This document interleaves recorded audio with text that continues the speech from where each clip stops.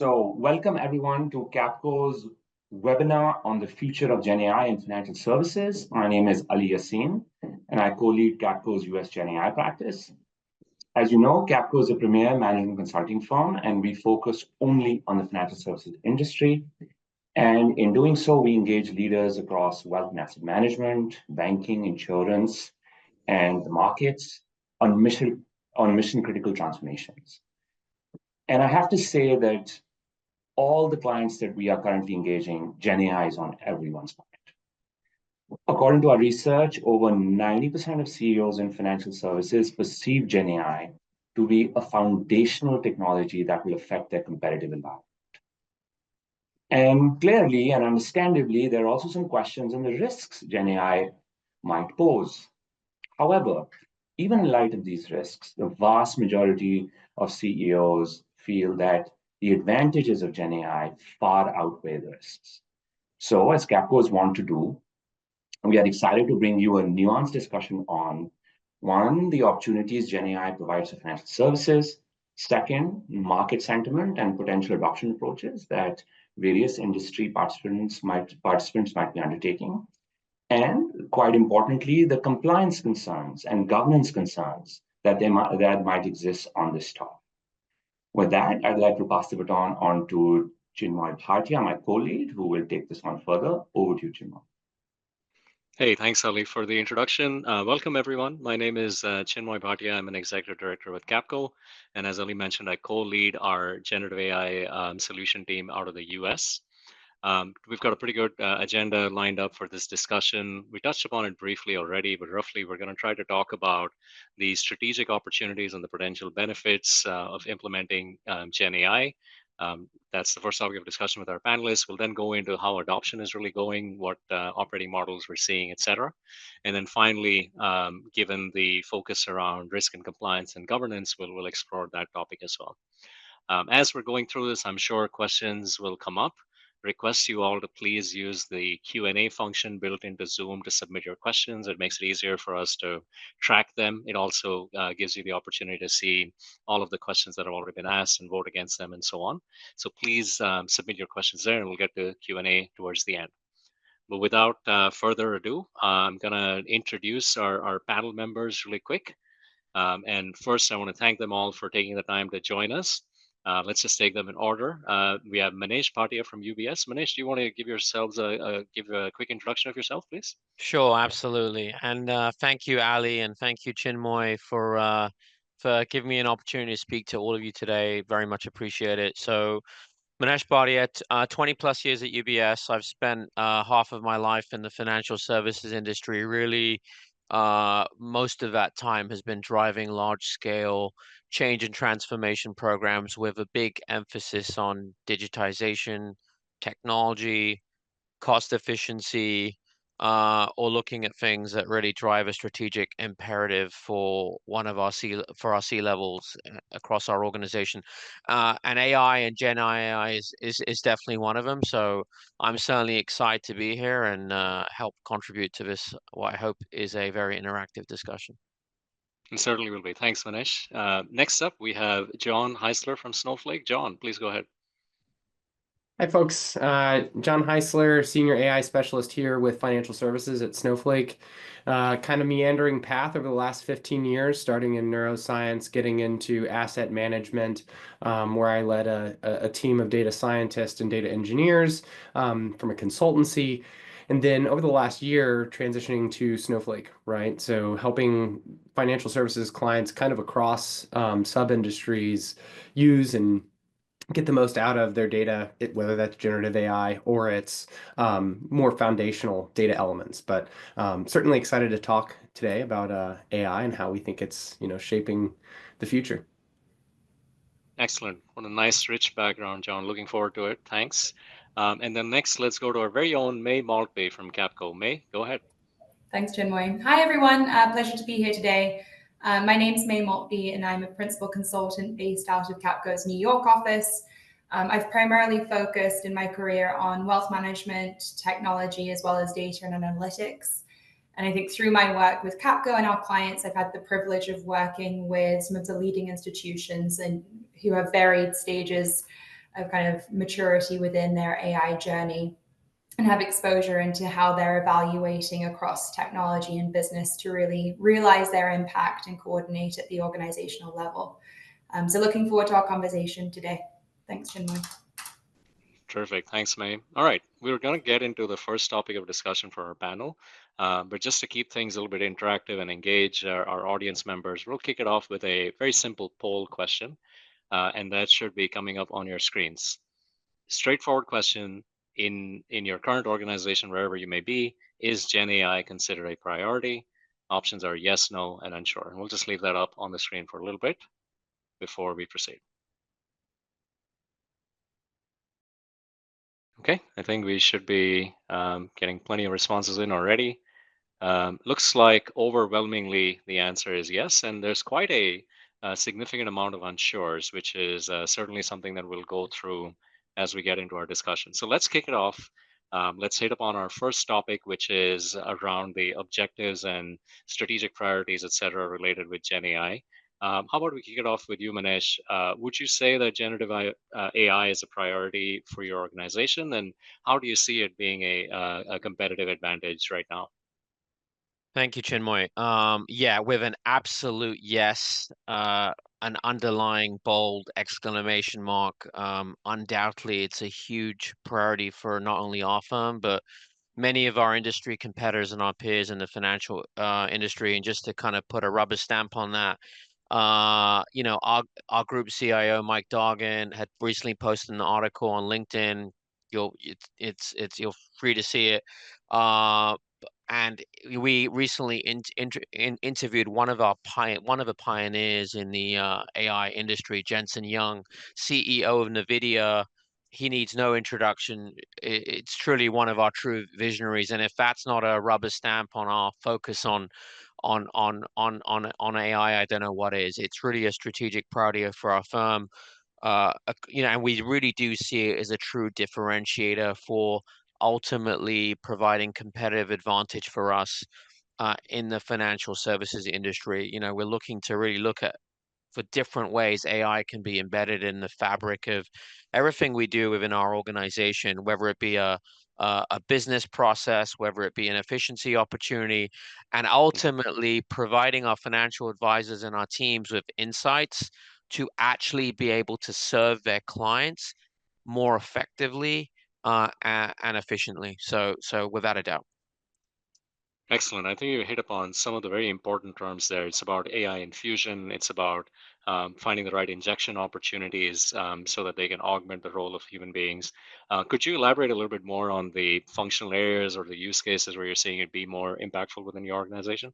Yeah, no, absolutely. There are so many, and we're dabbling in a couple of different realms here. So realm one is if you just look at, many firms of our size have large scale call centers. We do some semblance of offshoring, outsourcing, vendor management, and oversight, whether that be of internal staff and also outsource employees. We see a huge opportunity in the call center space to really automate and assist our customer service agents.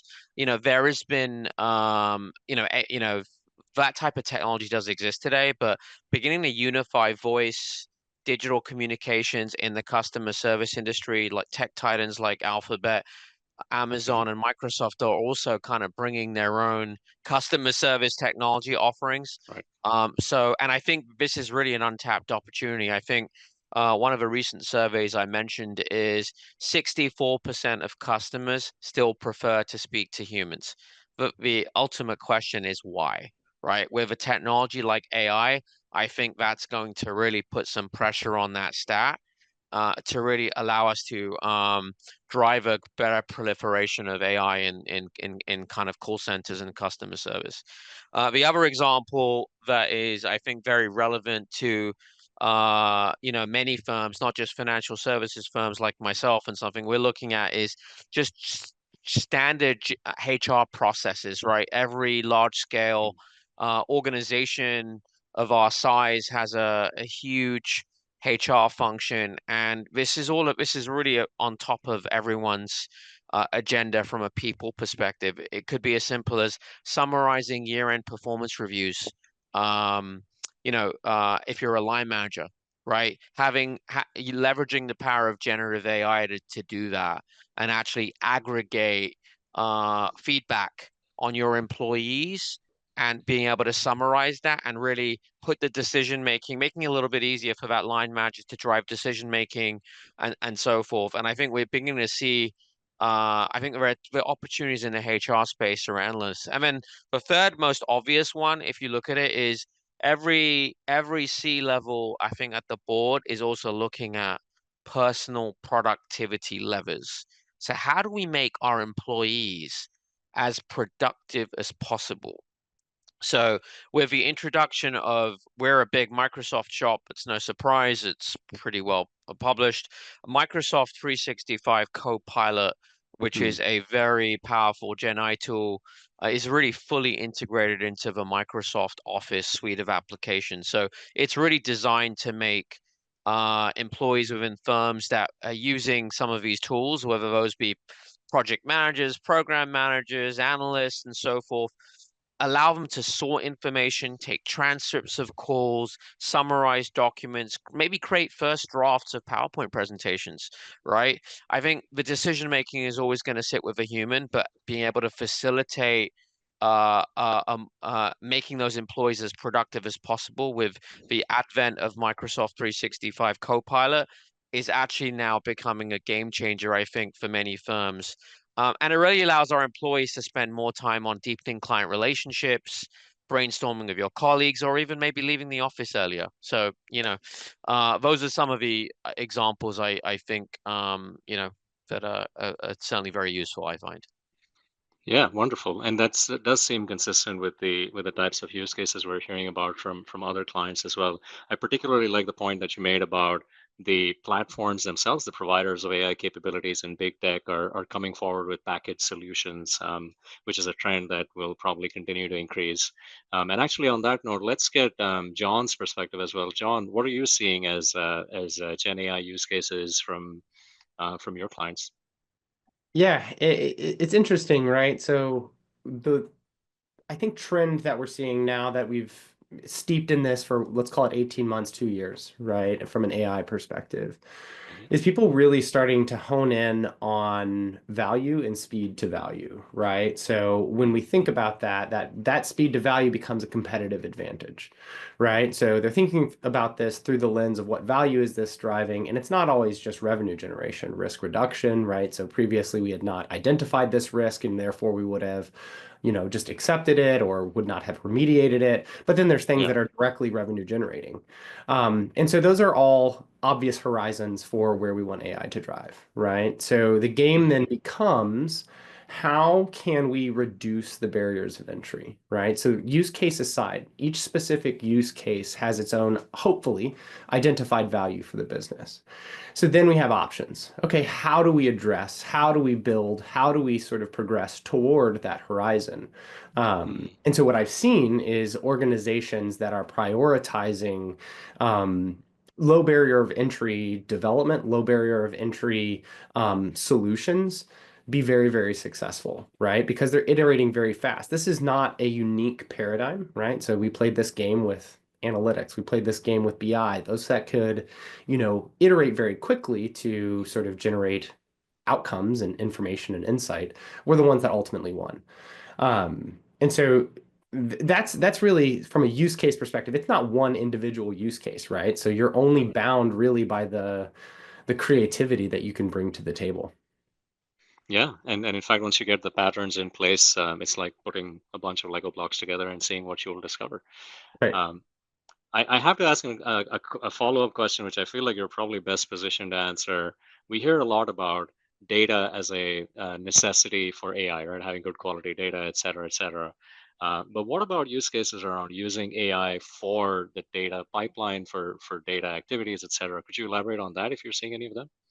Yeah, it's something I'm pretty passionate about, just right. So a recovering data engineer, right? As we ingest data into our organization, be that vendor data, be that, operational POC, it doesn't really matter, or POS data. the earlier we enrich that data, the better, right? So previously that was cool. I have a data vendor and I'm going to sort of widen my view of John Heisler, right? To Yeah. maybe provide deeper consumer insights. Now with AI, it's a little, we have new options, new kind of toys to play with. And so this idea of embedding AI upon ingestion, right? So being able to determine sentiment, being able to summarize, being able to provide or otherwise enrich using LLMs, using AI in general, is very compelling to me, right? Just from a mechanical advantage perspective, I'm able to now make that data set very, very useful. And at that jumping off point of usefulness is now pushed further upstream. So in a data lake type of architecture where, that data sits, it's now very, very useful, very, very early. I really like those use cases. And I'm imagining the barrier to entry is sometimes lower even for them because they're internally focused and more efficiency plays. Would you agree with that? I would definitely agree with that. And, back to barriers of entry, right? So availability for languages that folks already are developing in, Python and Mm, SQL, make the sort of acceptance of that with data engineering pipelines extremely, extremely high, right? So it's a lot easier for me to say, hey, complete this, here's my prompt, choose this LLM, than it is yeah. for me to build the entire architecture that would be needed to, host an LLM and deal with all of that. Yeah, right. Right. Okay. All right. Well, as we move into our second set of discussion topics, we're going to trigger another audience poll at this point. And this one is more focused around the types of value that you're seeing within your organizations. Are you seeing Gen AI being used for efficiency plays, customer satisfaction, or top line growth?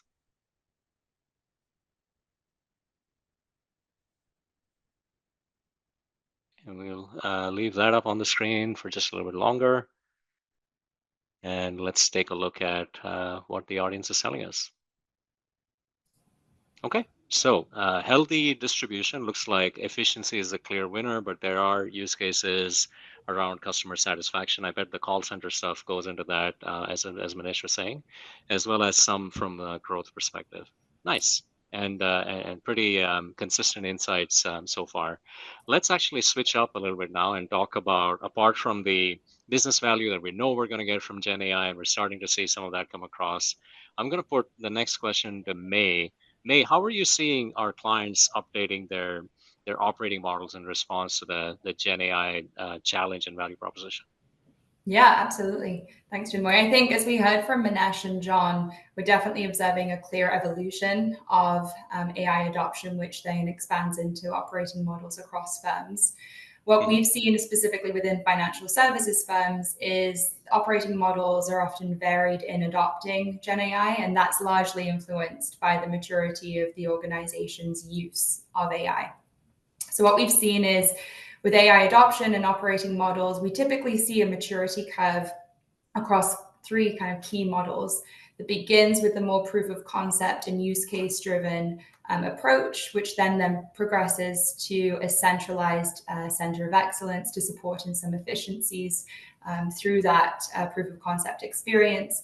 And then finally, we'll see the evolution into a global firm-wide AI strategy. So when we look at what that actually means, as firms first consider AI and begin to use the technology, most begin with a proof of concept, which is oftentimes driven by a specific project and program. And it really is, based on a specific line of business. They'll kind of have an idea, and then that's backed with technology-backed proof of concepts in order to assist in the delivery of that. Then when we see the progression into more use cases being executed, oftentimes we'll then see organizations establish a center of excellence to really centralize that expertise and lessons learned, and also streamline governance to support with the risk and compliance specific reviews and approvals. And then finally, as I mentioned, with the global firm-wide strategic function, again, with the evolution and maturity within the organization, firms will then adopt a top-down approach to AI investment as well as governance. Excellent. I just want to double click a little bit on the point that you made about starting with a smaller experiment. I'm guessing those are not very long on a time horizon, and despite that, you're still probably going to focus on proof of value more than just the proof of the technical feasibility. Is that what we're saying? Exactly. So what we'll often find is that lines of businesses or a specific line of business has kind of brought up a concept, oftentimes in a project state, that's then backed by technology teams in order to then support in really achieving that business value. Okay, well, let's actually get Manesh's point of view as well on that one. Manesh, how are you seeing it? Is the response within UBS more at a line of business level? Is it more coordinated globally, or somewhere in between? Yeah, totally agree with everything that May had said. I think it's really whatever is fit for purpose for your organization. Now, from our experience, given the size of our firm, I think it's a little bit of both. I think it's very important to have a framework at an overall global level. So set the foundation, define the technology, define kind of the guardrails, because you don't want to go off go off of kilter. So what we have done is define the guardrails, right? And our guardrails are, first of all, let's all align on the technology environment, and let's enable our employees to leverage that. And that is Microsoft for us as well. Microsoft 365 deployment within global financial services. We at UBS are planning to allocate 50,000 co-pilot licenses to employees, making this actually the largest deployment in the industry in financial services to date. And it shows our commitment to AI. So having that global level investment is really important, right? So uh, doing that, gives us the foundation. We are the leading European bank in the recent AI evidence index, and it's a good recognition of having that global framework. Now, from a local level, to just expand on some of the things that May had said, I think it is also important to, once you've set that foundation, give your local lines of a business the ability to test out things, pilot things, do a proof of concept. So we've defined the concept of having champions in each line of business that will really kind of drive the customization of the business cases and the business problems aligned to the business value of that local line of business, right? But within the boundaries and frameworks of that global global framework. So we have connectivity with the global framework, but we also give our local leaders the ability to customize and build out specific use cases, right? So for me, wealth management, I'm in the wealth management industry. We could look at specific use cases specific to wealth management. How do we make our financial advisors productive at the local level? How do we drive insights, right? On tailor investment research for our FAs that can provide, hey, quotes and recommendations on the video stock, or actually use Gen AI to actually identify, for example, oh, I've noticed my client just purchased a mortgage. Actually, this might be an opportunity for me to actually look to consolidate my book of business. So providing those kind of insights, we call them, to our local, leveraging our local leaders, giving them that kind of flexibility and autonomy to kind of pilot and build and test is kind of really what's the exciting part of where we are in this journey. It's fascinating. So yeah. Yeah, and we're benefiting from all the lessons learned from past transformations with stuff like cloud adoption. Seems familiar, right? But basically, we've got global guardrails and centralized enablement, and maybe federated adoption and implementation within a safe space. Yeah. Okay. Excellent. Hey, let's actually poll the audience again and get some input on some of the challenges that you may be seeing in the organization. What's holding you back from further adopting GenAI? Is it complexity of the technology side, the skill set, or is it governance, legal, and risk considerations? Be interesting to see the distribution on this one, because it's a good segue into what we're about to talk about next. All right, let's take a look at the results. Okay, well, I guess probably shouldn't be coming as a surprise that the largest category from our audience is risk, and I think technical complexity and legal are about even, which is an interesting insight. But nevertheless, let's talk about some of those risk considerations, right? That's our final topic of conversation here. Governance, compliance, having the right risk management frameworks in place. And maybe we'll kick off with John to kind of get his perspective. John, how are you observing clients weaving in the balance of we want to move fast and capture that value versus we have to balance against these novel risks introduced by the AI landscape? Yeah, best case scenario, they're doing that early and often, right? So that weave in, making sure that risk and compliance are merging into the evaluative and development process as early as possible. Sometimes we frequently, frankly, see a lot of AI councils, a lot of AI governance boards, sort of, as part of organizations' intake of this information. Those councils obviously have risk and governance brought right in. What's really important and where we see those add the most value is when you have equal representation from business stakeholders as well as technical folks, right? So not having necessarily an opinion on who you put in your governance board, but simply speaking, when you have a business stakeholder that can articulate the outcomes and commercial outcomes, that helps you very easily sort of weigh the risk, right? Similarly, right, in terms of like just straight up approval and how we sort of mitigate risk, there's several pieces, right? Number one of which is just sort of transparency into these models. That transparency is both into sort of what was actually delivered back, but also what types of questions and how we were actually handling that inference, right? So the ability to take a model, fine tune that model, and then have that delivering inference. There's a lot of exposure, right? Like there's a lot of things to be thinking about there. And so coming up with a, model that allows them to provide compliance and risk, that is, provide input along the way, is super, super helpful. One of the more interesting things that we're seeing right now, especially within financial services, if you're in the space, you're going to agree with this. We deal with a lot of vendor data, right? So those vendor data sets have a lot of compliance pieces that are a part of them. So truly, let's just make it boilerplate, the EULA, right? Can that data be available to an LLM? Can we use that for inference? Can we pass that as context? How do we make sure that we're making sure that we're not, or we are doing that? So a lot of interesting considerations. And, frankly, it's a novel conversation at just about every single one of the clients that I work with. Yeah, and it does seem like a multifunctional set of governing bodies is probably the way to go, right? You'd want representation from not just the technology and the business side, but also the representation from key risk, legal, and compliance groups as well. And we don't see that changing anytime soon, just becoming more efficient, probably. Yeah, and How especially as about use cases become more material to the commercial outcomes, right? So like as we start hopefully providing more and more value, that just gives more and more reason to have a good handle on what's going on from a risk perspective. Okay, so let me pick your brain a little bit. I mean, it feels like there's a lot of really good value out there associated with GenAI. We've got some governance structures in place that are maybe the operating models are similar to transformations we've seen in the past.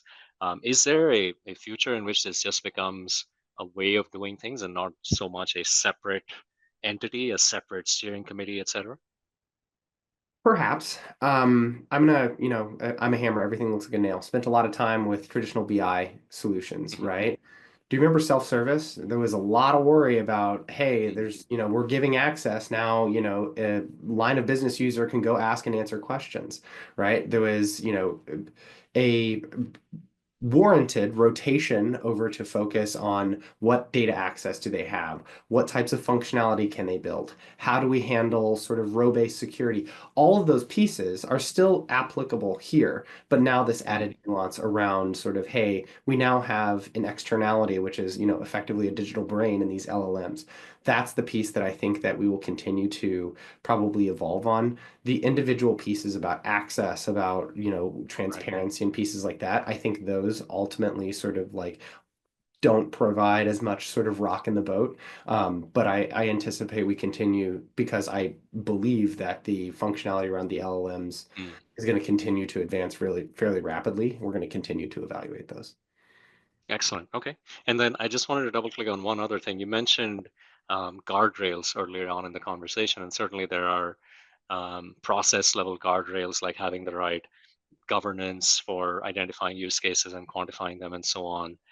Is there something that needs to happen at the technical level as well within the applications and the platforms that are being used?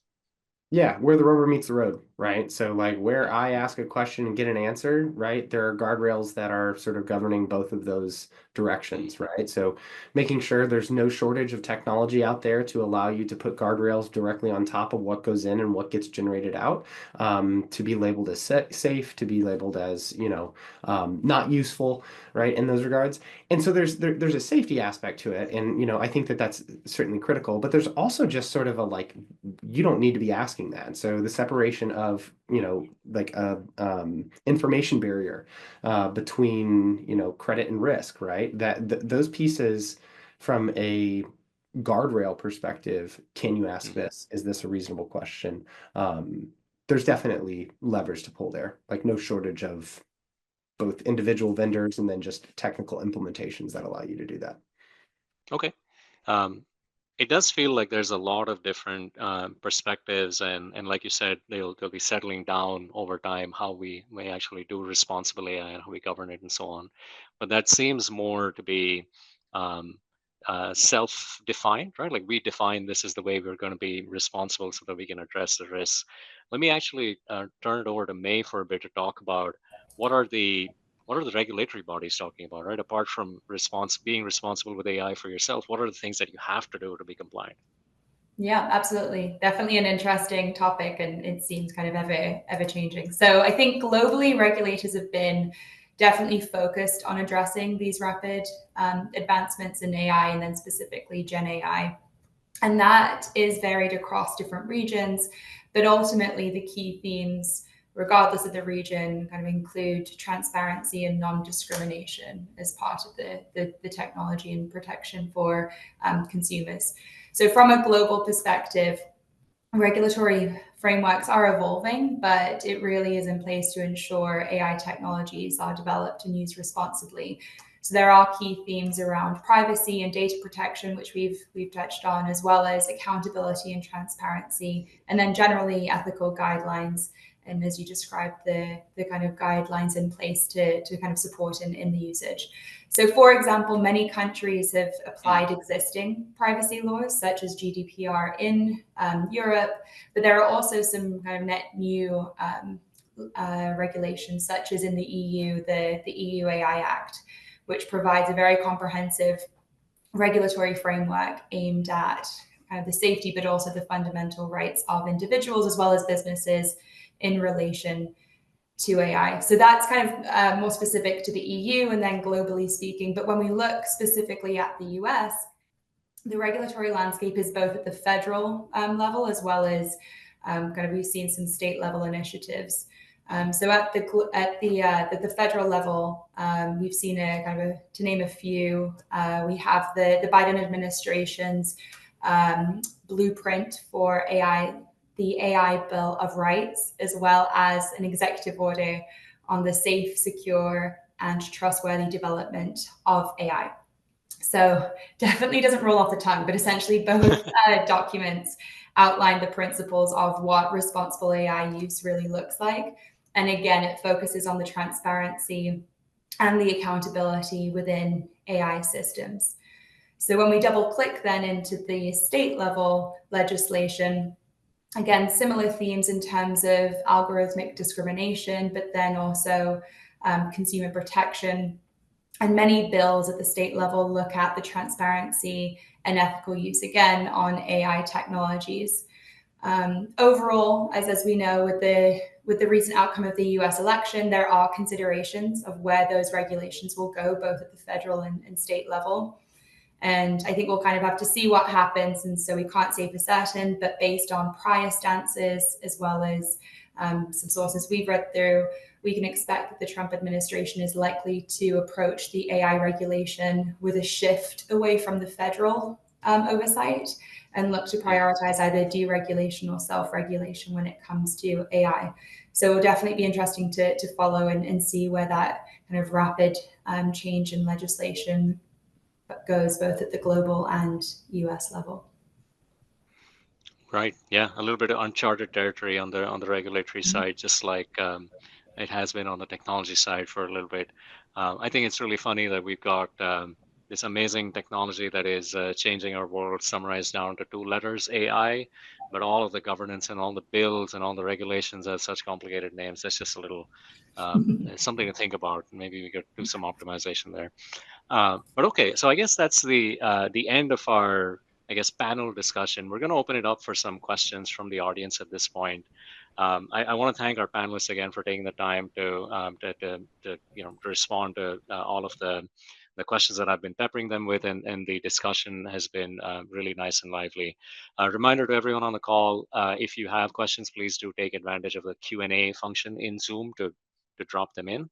And it looks like we have one question waiting for us already, which is around financial data protection. So I think I'm going to provide a little bit more context before getting to the question itself.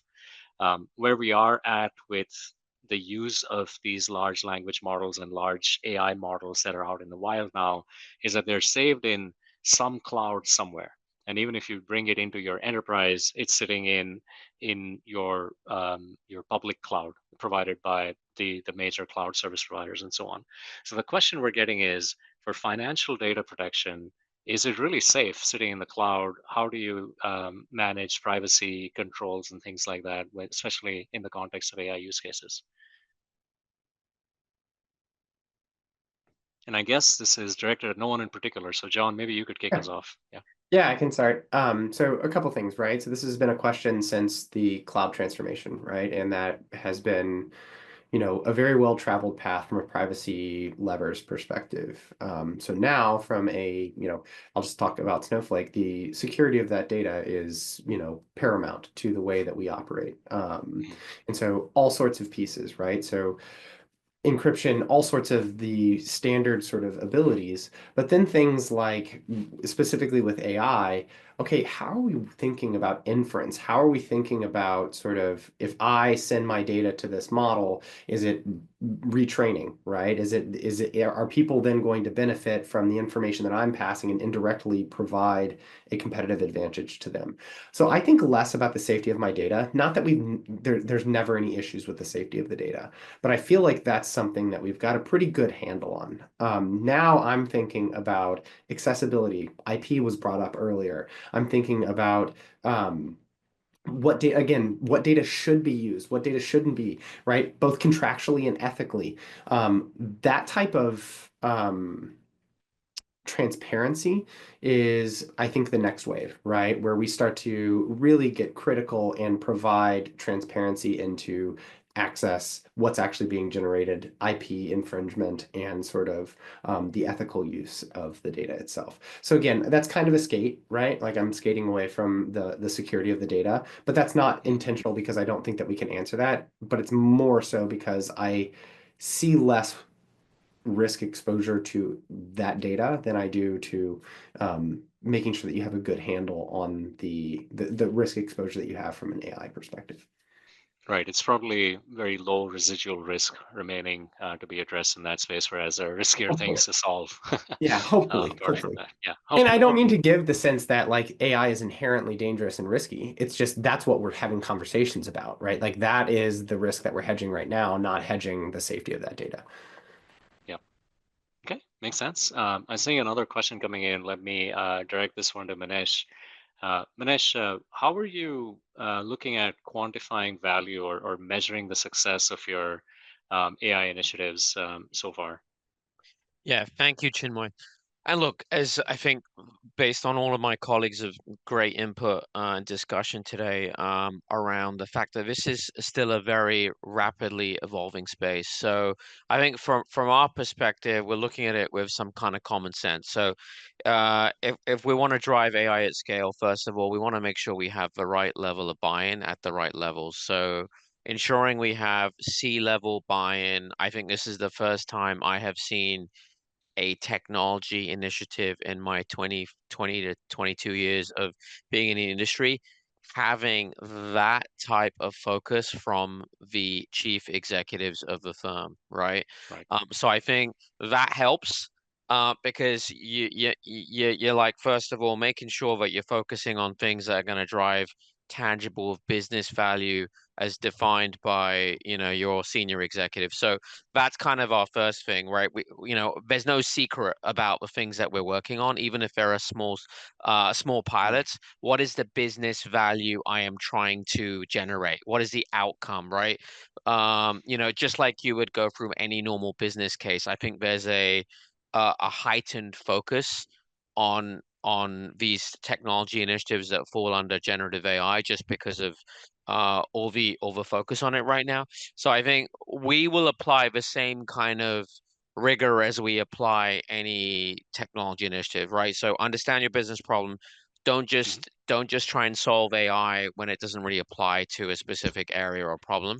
I think that's really, really important because I have seen a couple of use cases like that within the bank, and I think those get shut down pretty quickly. And then secondly, also having the standard, what we call our OKRs, our objectives, our key results, and what outcomes you're trying to drive that are measurable, verifiable, time-bound, realistic, and challenging. So if you're rolling out an enhancement to an AI chatbot for a call center, what is the adoption rate you're going to see? What is the NPS that you're trying to target to achieve? What is your goal and why? What are the levers that you're going to be able to pull to see an increase in your NPS scores for customer service? If you're another use case, what are the specific insights that financial advisors would generate or get an increase in share of their wallet for their ultra high net worth clients? Everything has to be measurable. So we're applying the same practices that we would use, which are our OKRs, that you would use for any major large scale technology initiative, just to ensure that we're ongoing embracing and measuring the benefit of every single initiative as it starts with a pilot and as it may evolve into something which might be large scale. So that last part you mentioned is pretty interesting, right? There is a little bit of a test and learn mindset Yes. here where we're doing a pilot and then confirming the value before we scale. I imagine in the early stages, the fidelity on the business cases or the anticipated value is pretty low, right? It's just roughly we think it's going to be so much improvement, and then it gets more refined over time. Totally. And I think your organization, any organization has to be comfortable with AI initiatives with, the concept of failing fast, right? Try Mm, something, experiment, come up with a low fidelity, to your point, design, have a business case with some kind of framework around it, but mm, your organization needs to be comfortable with and having your employees feel comfortable in trying something and failing, right? And failing fast and failing quickly and moving on, right?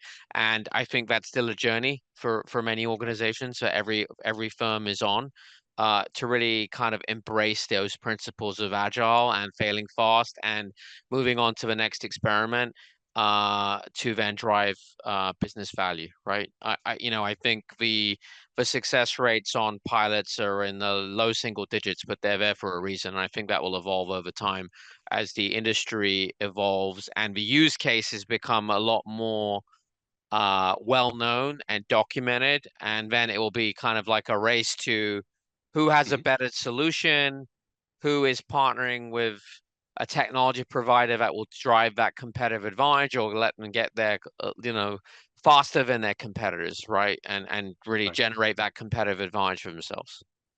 And some of that sounds like operating muscle that is even independent of AI, right? Like just how comfortable are Totally. you with experimenting and learning? Yeah.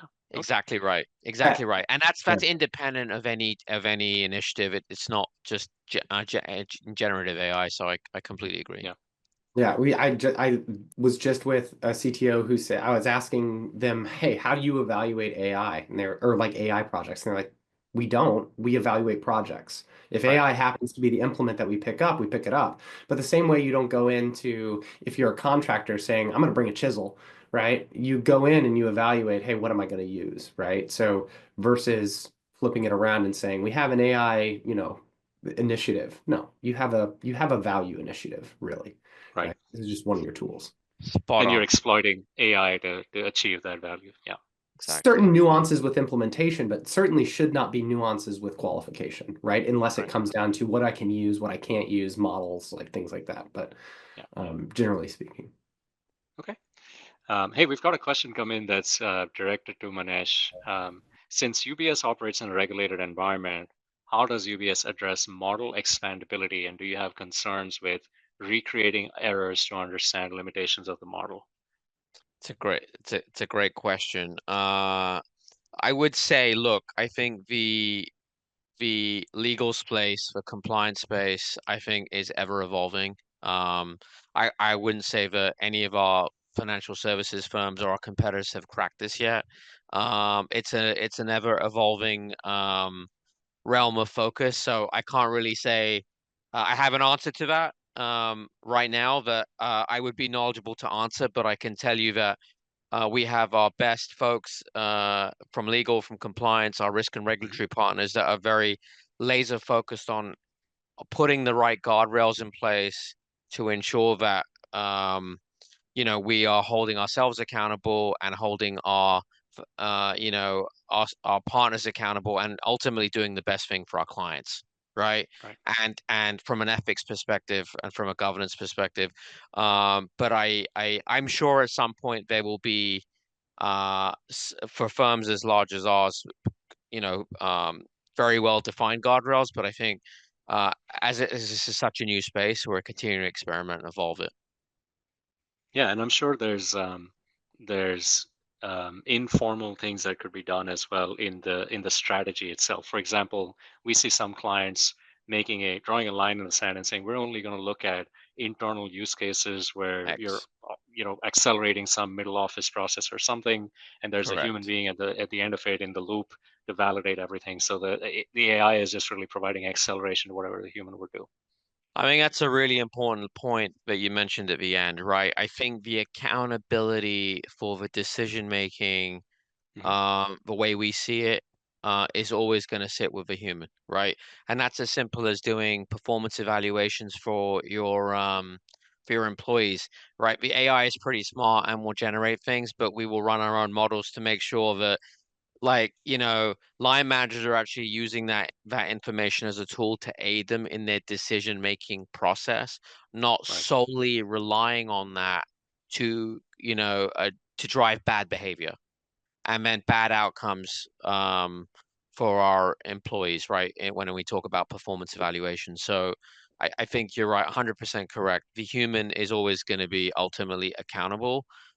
We're just leveraging what we call digital agents, right, to help make those humans as efficient as possible and focus on higher value add activities.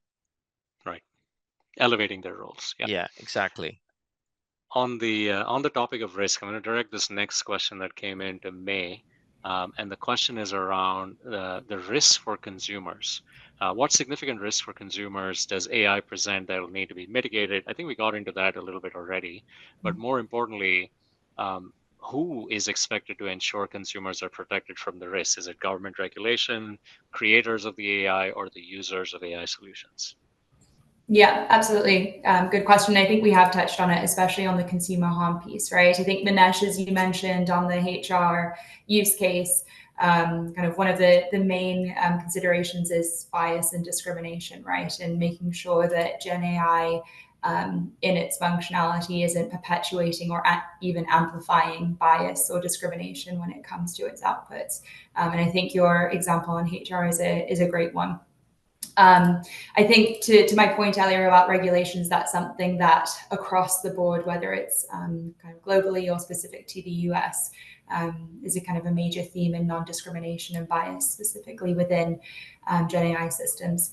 I think one of the other factors that comes to mind for consumer harm is on the privacy violations. So I think, John, you touched this a little bit when it comes to data management. But when we look at privacy, really making sure that as GenAI has access to these large data sets, many of which might include sensitive or even kind kind of PII or personal information, that data collection, the usage, but also the storage and protection of that is something that's considered in its usage, but ultimately, there is a potential for consumer harm as part of that consideration.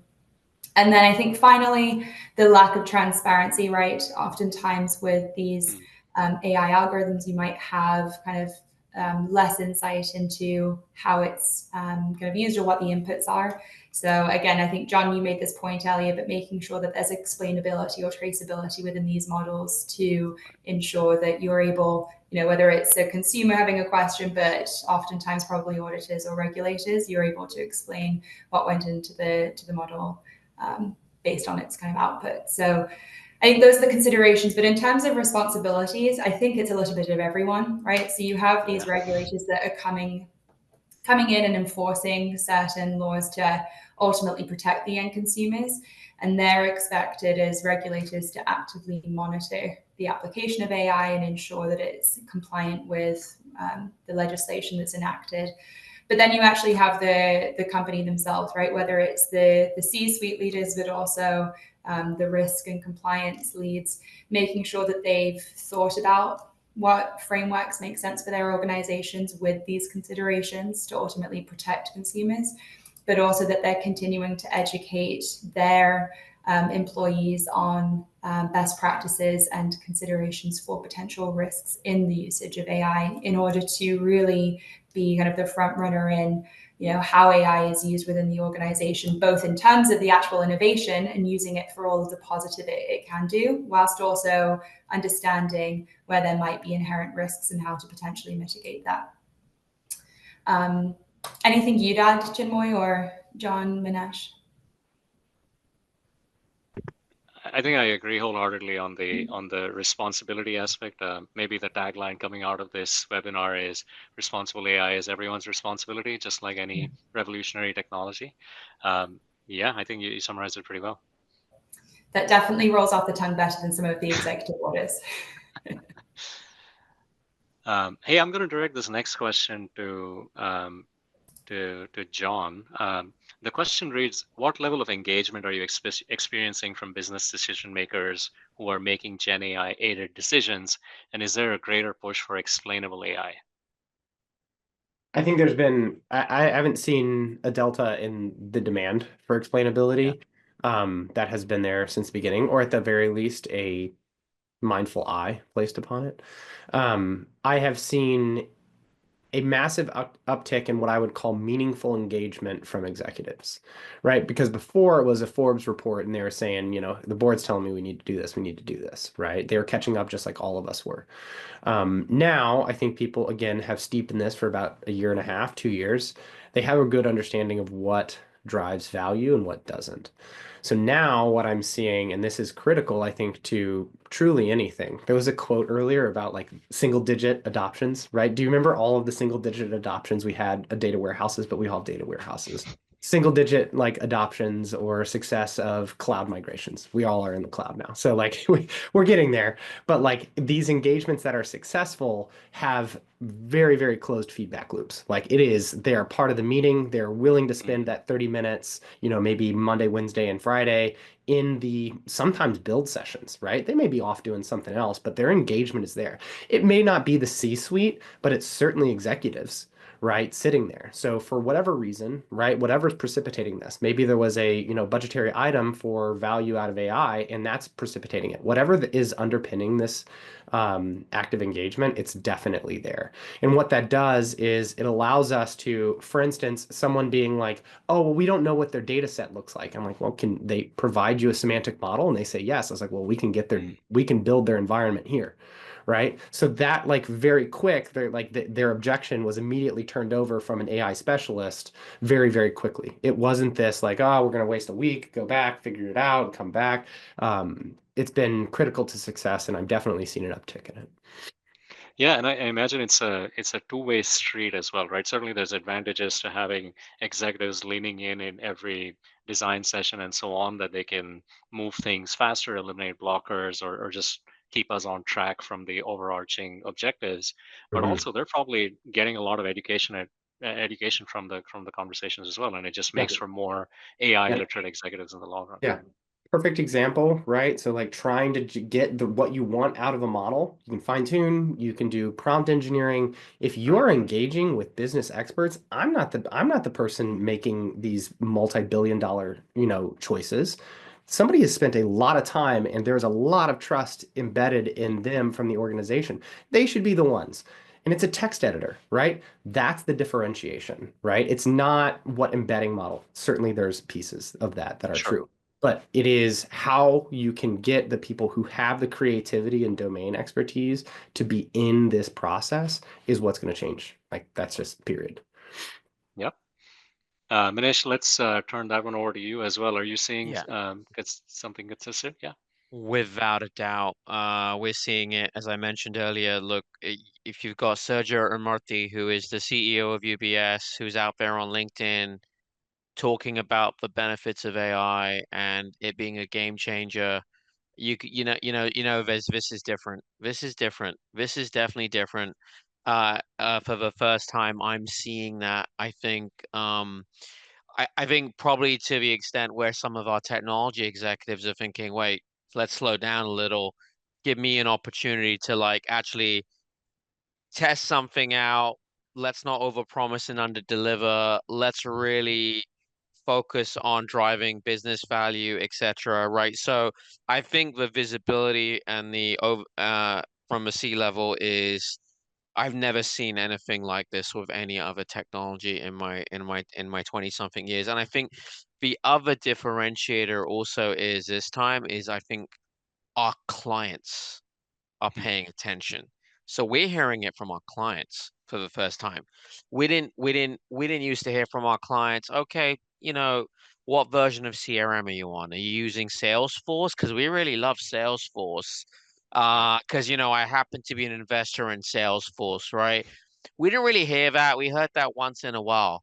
But we're hearing the direct conversation from our clients for the first time on our ability to, be able to be, first industry leaders in the AI space, in the financial services industry. And I think that is really what is driving the attention from our C-levels, because they're like, oh my God, hang on a second. Well, like if our clients are telling us that we should be paying attention to this, and we really should, and we're focused on why, I think that's a real differentiator. So look, I'm tremendously excited by the potential.